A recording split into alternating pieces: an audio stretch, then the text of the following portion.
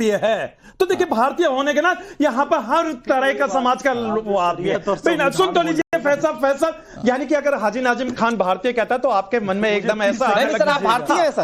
हाँ, वही चीज मैं मेरे भाई हैं। हाँ देखिए आप मेरे भाई, मैं आपका भाई, लेकिन फैज साहब शायद कुछ और लेवल पहुंच गए। तो मैं इनको एक क्लियर करना चाहता हूँ। सुन लीजिए भाई, मजहब इस्लाम की बात कर रहा हूँ। देखिए मजहब इस्लाम ये कहता है, अरे सुन लीजिए फैज साहब, मजहब इस्लाम ये कहता है कि भाई किसी की भी आस्था 15 सेकंड में चाहिए। ठीक है, हाँ, सुनिए अब मेरी बात। अनुराग भाई आपने बहुत अच्छी बात कही। एक गाना आया था, हालांकि मैं उस गाने से सहमत नहीं हूं, पर वो गाना बहुत फेमस हुआ था। ईसा पीर ना मूसा पीर, सबसे बड़ा है पैसा पीर। वो आप लोगों के लिए पैसा हो, ये वो लोग हैं जब पैसा कमाना हो शरीयत सामने रखो, जब लगे पैसा कमाना हो संविधान सामने रखो। कभी भारत के लिए कुछ नहीं पैसा मिलेगा और कभी शरीयत भारत से बड़ा हम लोगों के लिए कुछ नहीं है। लेकिन हम मजहब इस्लाम को मानने वाले भाई भारत के अंदर, भारत के संविधान के दायरे में रखे। लेकिन आप लोग जिस तरीके का एक मुखर्जा लगा के बैठे, भाई नाम तो आपका वैध है, लेकिन आपके अंदर की जो दलील है मुसलमानों के विरोध की है। मुसलमानों विरोधी आपकी बातें हैं, ऐसा मत कीजिए। अच्छा हाजी नाजिम ने भारतीय कहा तो आपका मतलब हो गया। अब आप अपने आपको हिंदुस्तानी का, लेकिन हाजी नाजिम ने फख्र महसूस किया कि फैज खान साहब अपने हिंदुस्तानी मानते हैं। हिंदुस्तानी मानने के साथ साथ ये बता दीजिए कि आप मुस्लिम मानते हैं। भाई जय श्री राम रेस्टोरेंट भी खोलेंगे, जय श्री कृष्ण रेस्टोरेंट भी बता देंगे। ठीक है, एक मिनट नाजिम भाई, नाजिम भाई एक मिनट, ओके प्लीज, हाँ ओके, आप भारतीय मुस्लिम हैं, आपका सम्मान है सर, आप मेरे भाई हैं। लेकिन जो फैज भाई कह रहे हैं उसको आप दरकिनार नहीं कह सकते कि भैया पैसा आया तो जय श्री राम के नाम से होटल चलेगा, लेकिन पैसा नहीं आया तो मेरा शरिया सबसे ऊपर है, मैं बुत परस्ती के खिलाफ हूं और बाकी जो बुत परस्ती कर रहा है वो काफिर है। देखिए ये टर्मिनोलॉजी यूज होती है सर, है ना। मैं सबके लिए नहीं कह रहा, मैं कह रहा हूं तारिक भाई मेरे भाई हैं, राजीव जी मेरे भाई हैं, आप मेरे भाई हैं, फैज जी मेरे भाई हैं, मैं आप सबके लिए नहीं कह रहा हूं। ये टर्मिनोलॉजी एग्जिस्ट करती है, मैं उस बात के लिए कह रहा हूं। खैर रमनीश जी बहुत देर से सुन रहे हैं। रमनीश जी मैं बहुत सिंपल सी सॉर्टेड सी बात आपसे पूछ रहा हूं, जो मैंने बाकी दो अपने पैनलिस्ट से भी पूछी कि भाई हराम है तो हराम कह दीजिए। एक व्यक्ति ने भी नहीं कहा कि गलत नाम से चल रहा है तो हराम कहिए, जस्टिफाई कर रहे हैं। देखिए अनुराग जी, सबसे बड़ी बात है कि संविधान भी हमें ये अधिकार देता है, चाहे धार्मिक स्वतंत्रता की बात हो, धार्मिक आजादी की बात हो, चाहे धार्मिक अनुष्ठान मनाने की बात हो। आप एसटी हसन साहब को असंवैधानिक लगता है, ये कहते हैं कि ये तो आतंकवाद, नाम पूछना, नाम उजागर करना, नेम प्लेट लगाना, ये आपको आतंकवाद की संज्ञा देते हैं। और ये प्रियंका गांधी जी इसे असंवैधानिक बताती हैं। फिर मैं पूछना चाहता हूं कि जितने भी लोग गैर मुस्लिम हुए हैं, क्या मक्का मदीना में या हज यात्रा के दौरान क्या वो वैष्णो ढाबा लगा सकते हैं? क्या रमनीश अपना कोई ढाबा लगा सकता है, कोई दुकान लगा सकता है? नहीं लगा। तो सबसे बड़ी बात है कि हमें आजादी मक्का मदीना में भारत सरकार कैसे देगी सर? नाजिम भाई मक्का मदीना में भारत सरकार कैसे दे देगी? मैं वही बात करना चाह रहा हूं, लॉजिक बात नहीं कर रहे। अगर आप लॉजिक बात करते तो सही था।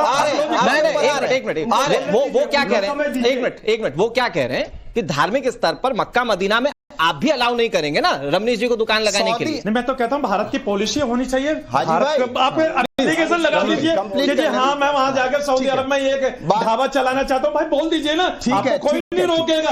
अगर भारत लगाएंगे। रमनीश जी एक मिनट, तो ये बड़ा फेमस दरगाह है ये निजामुद्दीन चिश्ती की, आप जाइए रमनीश जी की दुकान लगवाइए, ले जाइए। हाँ, ले जाएंगे? हाँ बिल्कुल। अनुराग भाई एक चीज मैं कहना चाहता हूं, सबसे पहले रमेश भाई जो मेरे भारतीय भाई हैं, 10 सेकंड देखिए आप मेरे भारतीय भाई हैं, आपको भारत के अंदर अधिकार है, आप जहां मर्जी अपनी दुकान लगा सकते हैं। भारत सरकार पे आप निवेदन कर दीजिए, लगा लीजिए। तो भाई उसके खिलाफ एक्शन होना चाहिए। देखिए सबसे बड़ी बात है कि फिर से मैं कहूंगा, जब हमारी धार्मिक अनुष्ठान, चूंकि कांवड़ यात्रा जो है धार्मिक अनुष्ठान है और बात है यहाँ पे पवित्रता की, निष्ठा की और आस्था की, और यदि कोई भी व्यक्ति हमारी आस्था के ऊपर चोट करता है और हमारी निष्ठा के ऊपर चोट करता है, पवित्रता का हनन करता है, मुझे लगता है उसको जरूर वो सख्त सजा मिलेगी। और योगी सरकार, बात है गाइडलाइन की बात हो रही थी अभी, योगी सरकार ने यही तो गाइडलाइन अपनाया, लेकिन आप इसको आतंकवाद की संज्ञा दे देते हैं, एसटी हसन जैसे जो सपा के नेता। फिर बात करते हैं कि आपने कहा, मैं बार बार इस बात को पूछना चाहता हूं, अभी आपने एक और उदाहरण दिया, अली बकर, ये वो बहुत तरह की चीजें, बात है वो बिजनेस की बात है, यहां पे हमारी धार्मिक स्वतंत्रता की बात है, धार्मिक मान्यता की बात है। लेकिन आप इस पे यदि चोट करते हैं, अभी आज ही का एक वीडियो में दिखाता हूं, एक वीडियो में दिखा रहा हूं।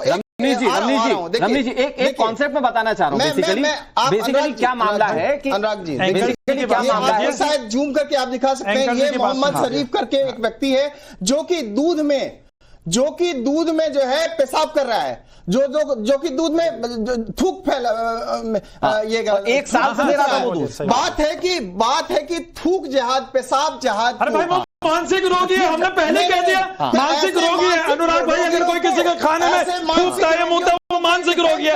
और इस तरीके का भ्रम फैलाइए देश के अंदर। अरे भाई भ्रम मत फैलाइए। मैं ये कहता हूँ मुल्क को संविधान से चलने दीजिए। ठीक है, आज से क्यों चलाने की बात करते हैं भाई? हमने तो कभी नहीं कहा, हम तो हमेशा मुल्क को संविधान से ही चलाने की बात करते हैं। जैसे लोग, आप जैसे मौलाना यदि डिफेंड करते हैं तो उसे भी मैं मानता हूं, वो भी हमारे देश का रमनीश जी आतंकवादी है। ओके क्योंकि आप हमारी धार्मिक मान्यता को नहीं छीन सकते। ठीक है, मैं हमारी धार्मिक आजादी को नहीं छीन सकते। ठीक है रमनीश जी, आ रहा हूं। बाकायदा वहां पे बोर्ड लगा रखा है कि यहाँ पे हिंदू जो है, गैर हिंदू, यहाँ गैर मुस्लिम जो है यहाँ पे प्रवेश। ठीक है, ओके रमनीश